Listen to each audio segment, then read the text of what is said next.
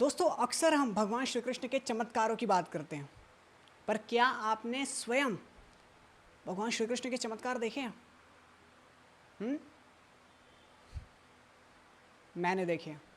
मेरे जीवन में भगवान श्री कृष्ण का बहुत बड़ा रोल रहा है और आज भी है। भगवान श्री कृष्ण के सानिध्य में रहा हूँ ना, शायद इसलिए। दोस्तों मैं जिस शहर से बिलोंग करता हूँ उसका नाम है राजनांदगांव, जो कि छत्तीसगढ़ राज्य में है। वहाँ पर एक मंदिर है, भगवान श्री कृष्ण की एक हवेली है जिसका नाम है बाल कृष्ण हवेली। मेरे पापा वहाँ पर भगवान श्री कृष्ण की सेवा करते हैं और बचपन से ही मेरा ये सौभाग्य रहा है कि मुझे भगवान श्री कृष्ण के सानिध्य में उनका श्रृंगार करने का, उनको भोग लगाने का, उनके लिए प्यार से सत्संग करने का, उनके लिए गीत गाने का मौका मिला। मेरे पापा बहुत सालों से भगवान श्री कृष्ण की सेवा करते आए हैं और मैं भगवान श्री कृष्ण के सानिध्य में ही रहा हूँ, जैसा कि मैंने पहले कह दिया। तो अगर सानिध्य में रहा हूँ तो डेफिनेटली कुछ ना कुछ चमत्कार तो देखे होंगे ना यार। आज मैं आपको मेरे लाइफ के, मेरे रियल लाइफ के भगवान श्री कृष्ण के कुछ ऐसे चमत्कार बताने वाला हूँ जिनको देखकर आपको भी शौक लगेगा। तो अगर आप भगवान श्री कृष्ण के भक्त हैं ना, या अगर आप स्पिरिचुअलिटी में बिलीव करते हैं, तो ये पॉडकास्ट आपको एंड तक सुनना चाहिए। और अगर नहीं करते हैं तो भी आपको सुनना चाहिए, क्योंकि इस पॉडकास्ट के अंदर मैं विशाल दवे आपको अपनी रियल लाइफ एक्सपीरियंस के बारे में बताने वाला हूँ, जो कि भगवान श्री कृष्ण से रिलेटेड है।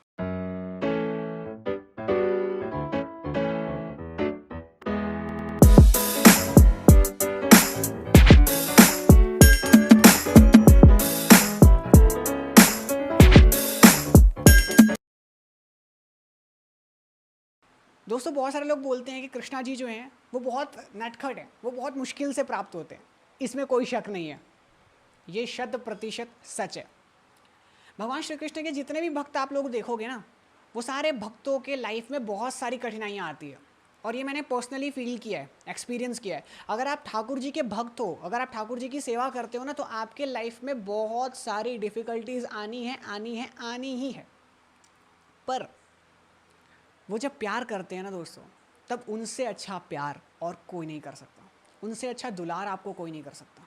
वो नटखट हैं, माना वो नटखट हैं, लेकिन जब उनकी कृपा उनके भक्त पर पड़ जाती है ना दोस्तों, तब उनके भक्त को किसी चीज़ की चिंता करने की ज़रूरत नहीं होती है। तब उनका भक्त मस्ती में चलता है। फिर उसके साथ बुरा हो, अच्छा हो, कैसा भी हो, उसको फ़र्क नहीं पड़ता, उसको दुनियादारी से फ़र्क नहीं पड़ता, क्योंकि वो भगवान श्री कृष्ण के हवाले है। भारतीय संस्कृति के अनुसार हमारे 4 धाम हैं, 4 मुख्य तीर्थ धाम माने जाते हैं, जहाँ पर अगर आप दर्शन करो तो ऐसा बोला जाता है कि आपको स्वर्ग की प्राप्ति होगी। दोस्तों आपको पता है 4 धाम कौन कौन से हैं? चलो मैं बताता हूँ। पहला है बद्रीनाथ, दूसरा है द्वारकाधीश, तीसरा है जगन्नाथपुरी और चौथा है रामेश्वरम।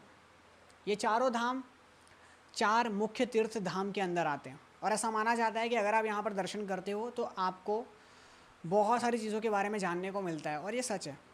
क्यों जानने को मिलता है? क्योंकि ये चारों धाम भारत की 4 दिशाओं में स्थित है। एक धाम है ईस्ट में, दूसरा है वेस्ट में, तीसरा है नॉर्थ में, तो चौथा है साउथ में।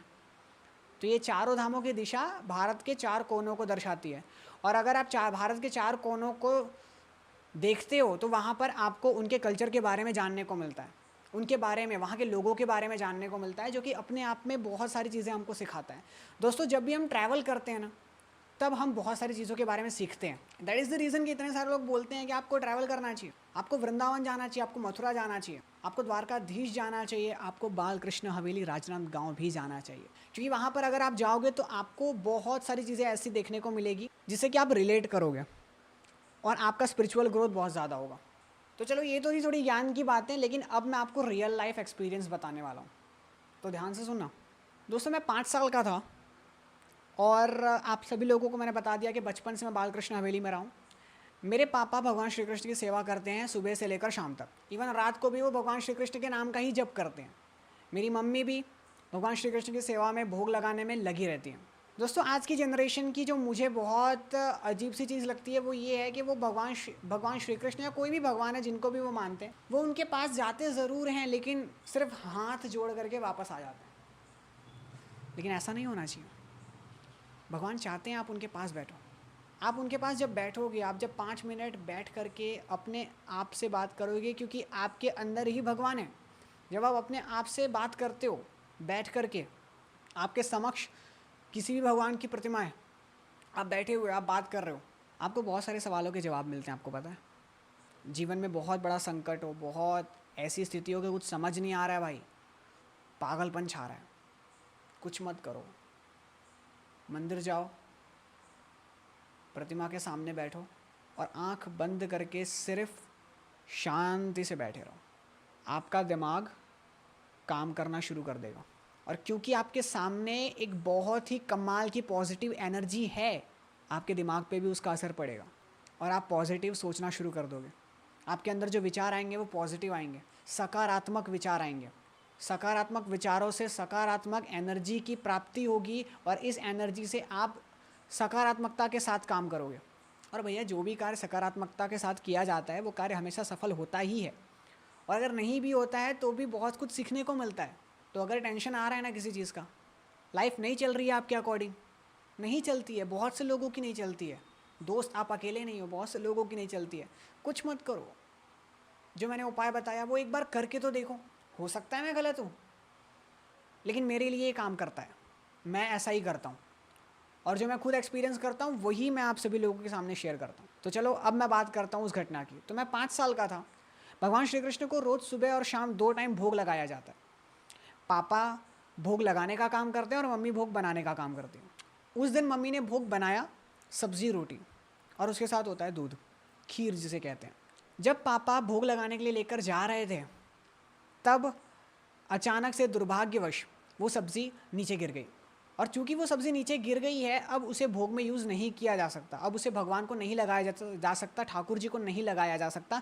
इसीलिए पापा ने फिर कुछ अन्य व्यंजन बनाया, कुछ मिठाइयाँ वगैरह उसी समय, और रोटी और दूध भगवान को धरा दिया। जब ये भगवान को धराया गया तब हमें लगा कि भगवान का पेट भर गया होगा, हमें ये बिल्कुल अंदाज़ा नहीं था कि भगवान अभी भी भूखे हैं। अब देखने की बात यह है कि भगवान श्री कृष्ण हमें कैसे बता रहे हैं कि वो भूखे हैं, ये जानने की बात है। अब रात हो गई, भगवान श्री कृष्ण को उनके दूसरे कक्ष में सुलाया जाता है। बाल कृष्ण हवेली में, जिस हवेली में मैं रहता हूँ, उस हवेली में भगवान श्री कृष्ण को एक अलग कक्ष में सुलाया जाता है। पिताजी ने भगवान श्री कृष्ण की प्रतिमा को अलग रूम में ले जा कर के उनको सुलाया, और फिर वो बाहर आ गए। अक्सर 10-11 बजे के आसपास हम सो जाते हैं पूरी फैमिली, तो हम एक रूम में, पूरी फैमिली एक रूम में सोती है, तो हम एक रूम में आराम से सो गए। सोने के कुछ क्षणों पश्चात ही गेट के खटखटाने की आवाज़ आती है, जैसे कोई ज़ोर से गेट को खटखटा रहा है। जब ये आवाज़ आई तब पापा अचानक से जाग गए। पापा के जागने के बाद पापा ने गेट खोला। गेट खोलने के बाद पापा ने बाहर देखा, तब बाहर कुछ भी नहीं था। पापा ने बोला कि ऐसा कैसे हो सकता है कि गेट के खटखटाने की आवाज़ आई ज़रूर है लेकिन बाहर कोई भी नहीं है। पापा वापस अंदर आ गए, पापा ने गेट बंद किया, उसके बाद वो सो गए। जैसे ही वो सोए, अब क्योंकि पापा का कनेक्शन भगवान श्री कृष्ण से बहुत ज़्यादा है, वो बहुत सालों से उनकी सेवा कर रहे हैं, तो पापा को एक सपना आया। उस सपने के अंदर भगवान श्री कृष्ण बाल अवतार में आकर मेरे पापा को ये कहते हैं कि तू सो कैसे सकता है, मैं अभी भी भूखा हूँ। जैसे ही मेरे पापा को ये सपना आया, जब भगवान श्री कृष्ण बाल अवतार में स्वयं ठाकुर जी उनके स्वप्न में आए और उन्होंने कहा कि तू सो कैसे सकता है, मैं अभी भी भूखा हूँ, तब पापा ने अचानक से आँख खोली। पापा ने गेट खोला, पापा सीधा मंदिर में पहुँचे, और चमत्कार की बात यह है कि जिस प्रतिमा को पापा ने दूसरे कक्ष में सुलाया था, वो प्रतिमा जिस कक्ष में लोग दर्शन करते हैं और जिस कक्ष में भगवान श्री कृष्ण का श्रृंगार होता है, उस कक्ष में बैठी हुई थी। उस कक्ष में आकर विराजित हो गए थे भगवान श्री कृष्ण स्वयं। ये सुनने में आसान लग रहा है दोस्तों, लेकिन जब आप इसको आंख से देखोगे ना, आपको विश्वास नहीं होगा। और ये चीज़ हमने देखी है। वो जो प्रतिमा थी वो शयन कक्ष से अपने उस कक्ष में आ जाती है जिस कक्ष में सभी वैष्णव दर्शन करते हैं। पापा के आंखों से आंसू निकल गए उस चीज़ को देखकर। तब मम्मी ने उसी क्षण मम्मी ने तुरंत खाना बनाया, जो भी उनके पास था सब्ज़ी वो बनाई, सब्ज़ी रोटी तुरंत बनाई और तब भगवान श्री कृष्ण को भोग लगाया। और जब उनको भोग लगाया और उसके बाद जब सोने के लिए गए तब जाकर मेरे पापा को नींद आई, तब तक उनको नींद नहीं आई। ये शायद मेरे पापा का कनेक्शन है भगवान श्री कृष्ण के साथ। अब मैं जानता हूँ कि आप जितने भी लोग इस चीज़ को सुन रहे हो, आप में से कुछ लोग इस चीज़ को नहीं मानोगे, लेकिन हमने अपनी आंखों से देखा है ना दोस्त, तो हम मानते हैं इस चीज़ को। और जितने भी कृष्ण प्रेमी हैं जो जानते हैं कि भगवान श्री कृष्ण का चमत्कार पॉसिबल है, संभव है और इस दुनिया में होता है, जब भी आपकी आस्था और आपकी श्रद्धा असल हो, वो ज़रूर मानेंगे। वो इंसिडेंट मैं आज तक नहीं भूल सकता। वो मेरे लाइफ का एक सुनहरा पार्ट है, जब भगवान श्री कृष्ण स्वयं अपने शयन कक्ष से अपने उस कक्ष में आ जाते हैं जहाँ पर उनका श्रृंगार किया जाता है, जहाँ पर वैष्णव आकर, उनके प्यारे भक्त आकर उनके दर्शन करते हैं। दूसरा इंसिडेंट की बात करता हूँ, तो दूसरा इंसिडेंट कुछ ऐसा है भगवान श्री कृष्ण से रिलेटेड, और ये इंसिडेंट अभी 1 महीने पहले का ही है। वैसे तो बहुत सारी घटनाएं हुई है, लेकिन मैं मेनली इन 2 घटनाओं की बात करूंगा, क्योंकि ऐसी कुछ कुछ घटनाएं हैं जिनके बारे में मैंने सुना है, देखा नहीं है, लेकिन ये 2 घटनाएं ऐसी है जिनको मैंने खुद देखा है। ठीक है, तो इसीलिए मैं इन 2 घटनाओं की बात करूंगा जो मेरे यहाँ पर रहते हुए हुई है। ये 2 घटनाएं, उन घटनाओं की बात करूंगा। और भी बहुत सारी घटनाएं बालकृष्ण हवेली में हुई है, लेकिन ये घटनाएं जो मैंने खुद ऑब्जर्व की है। अच्छा, 1 महीने पहले क्या हुआ? 1 महीने पहले अचानक एक बहुत तेज़ आंधी आती है रात को, बहुत तेज़ वर्षा होती है राजनांदगांव में, छत्तीसगढ़ में। और उस वर्षा के बाद, उस आंधी तूफान के बाद सुबह जब मेरी मम्मी और मेरे पापा गेट खोलते हैं, जो मुख्य दरवाज़ा है बाहर का, जो हवेली का मुख्य दरवाज़ा है, उस दरवाजे को खोला जाता है। और जब उस दरवाजे को खोला जाता है तब वो क्या देखते हैं? वो देखते हैं कि वहाँ पर बाहर के गेट से लेकर अंदर के गेट तक बाएं तरफ से छत की ओर जाने का एक रास्ता पड़ता है, उस तरफ, वहाँ से यहाँ मुख्य दरवाज़ा और मुख्य दरवाजे से छत की ओर जाने का रास्ता, यहाँ पर पैरों के कंकु के निशान पाए जाते हैं। आप लोगों को सुनने में अजीब सा लग रहा होगा और आप लोग ऐसा सोच रहे होंगे कि यार वो तो किसी का भी हो सकता है, लेकिन अब जो बताने वाला हूँ ना, ये बात सुनकर मेरे खुद के होश उड़ गए थे और मेरे रोंगटे खड़े हो गए थे। हाल ही में आपको पता है मैं द्वारकाधीश गया था, भगवान द्वारकाधीश के दर्शन करने के लिए। मैं द्वारका गया और द्वारका जाते ही मेरे साथ द्वारका का एक व्यक्ति था। उस व्यक्ति ने भगवान के मुख्य मंदिर में जब मैं दर्शन कर रहा था, तब उस व्यक्ति ने, पता नहीं कैसे, उस व्यक्ति ने मेरे पास आकर मुझसे ये कहा कि भाई आपको पता है? मैंने पूछा क्या?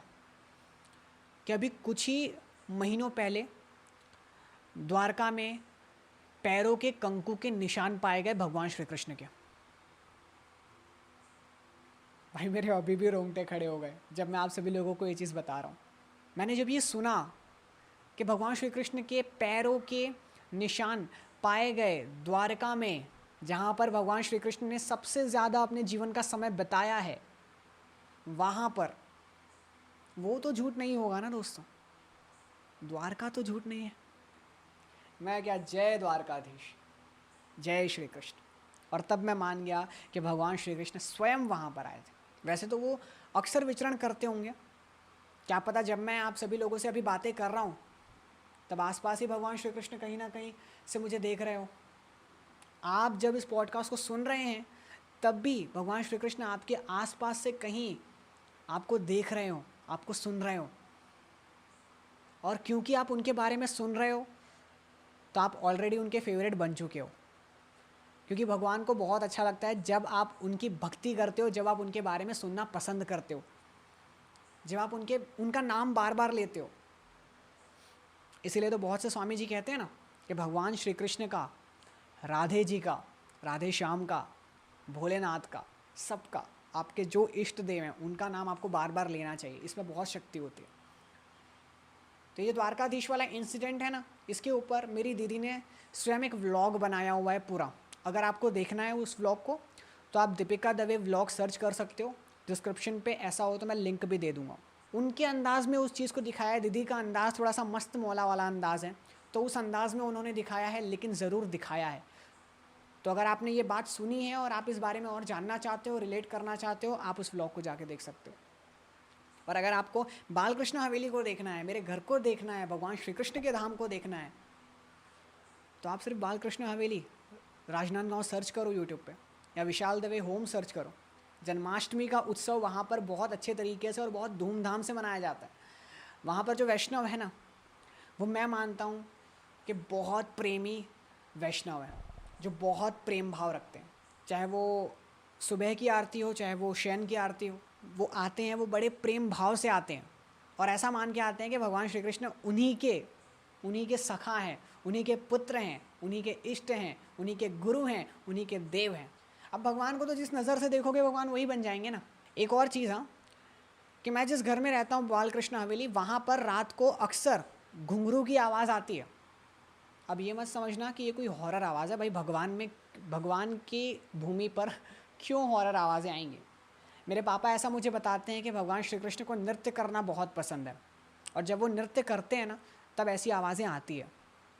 हमको दिखता तो नहीं है कि वो नृत्य कहाँ कर रहे हैं, बस उनकी आवाज़ आती है। तो कभी भी आपको ये आवाज़ आए ना तो आप समझ जाना कि भगवान श्री कृष्ण नृत्य कर रहे हैं। हमेशा ये समझना कि यहाँ पर भूत है, पिशाच है, ज़रूरी नहीं है। अगर आप उस चीज़ को सकारात्मक लोगे और आप उस चीज़ को ये मान के चलोगे कि भगवान मेरे आसपास है, भगवान श्री कृष्ण की नज़र कहीं ना कहीं मुझ पर पड़ रही है, तो आपको डर नहीं लगेगा, बल्कि एक विश्वास आएगा अंदर से, कुछ करने की इच्छा जगेगी। दोस्तों, इस पॉडकास्ट को शूट करने का मेरा मुख्य उद्देश्य यही था कि मैं आप सभी लोगों को मेरे जीवन में घटित भगवान श्री कृष्ण की घटनाओं के बारे में बताऊं। अगर आप लोगों ने गीता नहीं पढ़ी है तो मैं आपको रेकमेंड करूंगा गीता पढ़िए, क्योंकि आपके जीवन में कितनी भी सिचुएशंस हार्ड है, कितनी भी डिफ़िकल्टीज़ है, उस पुस्तक के अंदर आपकी हर डिफ़िकल्टी का जवाब है। सबके लाइफ में इश्यूज़ होते हैं भाई, सबके लाइफ में प्रॉब्लम होते हैं, पर इसका मतलब ये नहीं कि आप उन प्रॉब्लम से, उन समस्याओं से हार मानकर बैठ जाओ। अपना गुरु बनाइए। और अगर आपका कोई गुरु नहीं है तो त्वमेव माता च पिता त्वमेव बंधु च सखा तमेव विद्या द्रविड़म त्वमेव सर्वं मम देव देव। वसुदेव सुतं देवं कंस चारुण मर्दनम देवकी परमानंदम कृष्णम वंदे जगद्गुरुम कृष्णम वंदे जगद्गुरुम कृष्णम वंदे जगद्गुरुम। तो अगर कोई गुरु नहीं है तो भगवान श्री कृष्ण तो है ही, उनको गुरु बनाइए और देखिए फिर आपके लाइफ में कितने चेंजेस आते हैं। काम करते रहिए और भगवान का नाम लेते रहिए। आप भी एक बार भरोसा तो करके देखिए, फिर देखिए वो कैसे आपके जीवन की बागडोर संभालते हैं और आपके सारथी बनकर आपको अर्जुन की भांति कुरुक्षेत्र में जिताते हैं। अगर आपको ये पॉडकास्ट पसंद आया है तो प्लीज़ इस पॉडकास्ट को लाइक करना मत भूलिएगा। इस पॉडकास्ट के नीचे कमेंट करिए कि क्या आप मेरी बातों से रिलेट करते हैं। इस पॉडकास्ट को जितना हो सके कृष्ण प्रेमियों के मध्य शेयर कीजिए, अपने ग्रुप में शेयर कीजिए, और जो कृष्ण प्रेमी नहीं हैं उन्हें भी शेयर कीजिए ताकि उनको भी पता चले कि भगवान श्री कृष्ण कौन है, भगवान श्री कृष्ण में कितनी ताकत है, और जो सच्चा अनुभव मैंने शेयर किया है वो उन तक भी पहुँचे। तो प्लीज़ वीडियो को शेयर कीजिए, लाइक कीजिए वीडियो को, क्योंकि ये सब चीज़ें आपके लिए तो फ्री हैं लेकिन इससे हमारी बहुत ज़्यादा हेल्प होती है, तो इतना आप लोग कर दीजिए। सब्सक्राइब नहीं किया है तो टीवीडी पॉडकास्ट को अभी के अभी सब्सक्राइब कीजिए। इंस्टाग्राम पे फॉलो करना मत भूलना, डिस्क्रिप्शन पे लिंक है। बहुत सारे रील्स मैं वहाँ पर अपलोड करता हूँ, बहुत सारे पॉडकास्ट निकट भविष्य में आने वाले हैं भगवान श्री कृष्ण की कृपा से, वो यहाँ पर टीवीडी पॉडकास्ट में आपको देखने को मिलेगा। तो सब्सक्राइब ज़रूर करना, बेल आइकन को प्रेस कर देना। इसी तरीके के अमेजिंग पॉडकास्ट मैं आप सभी लोगों के लिए लेके आता रहूँगा। स्पॉटिफाई पर सुनिए, फॉलो कीजिए स्पॉटिफाई पर, और बस अपना प्यार दीजिए जैसे भगवान श्री कृष्ण का प्यार आप सभी लोगों तक है, हमें भी प्यार दीजिए। उनका तो आशीर्वाद है ही, पर आपके आशीर्वाद की भी ज़रूरत है, तो आशीर्वाद दीजिए और खुल के शेयर कीजिए। जय श्री कृष्ण।